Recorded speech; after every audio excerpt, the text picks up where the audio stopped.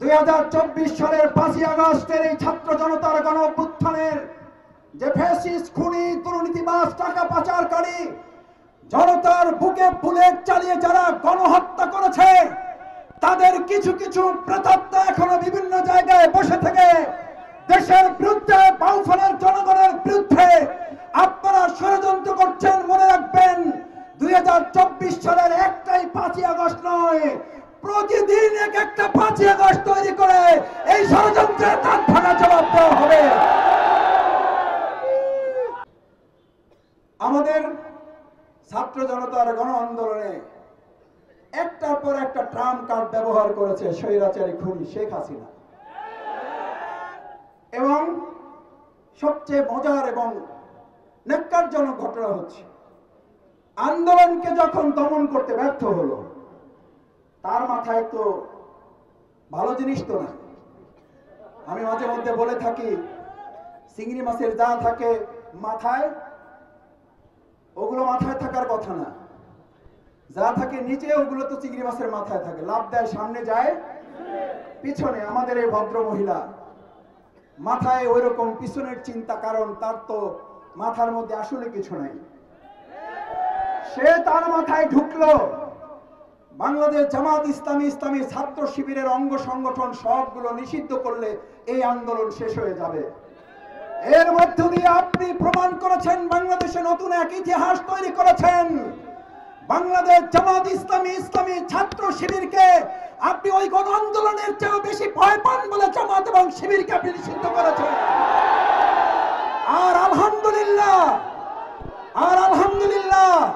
এদেশের ছাত্র এবং জনতা আপনার সেই নিষেধাজ্ঞাকে চিরতরে প্রত্যাখ্যান করে জামাত ইসলামী ছাত্র শিবিরকে বুকে টেনে আন্দোলনকে বিজয়ের দ্বার প্রান্তে জুড়ে নিয়েছে। আপনি দুই দিকে পরাজিত হয়েছেন, এক আদর্শিকভাবে আমাদের কাছে, দুই রাজনৈতিকভাবে ছাত্র জনতার গণ আন্দোলনের কাছে।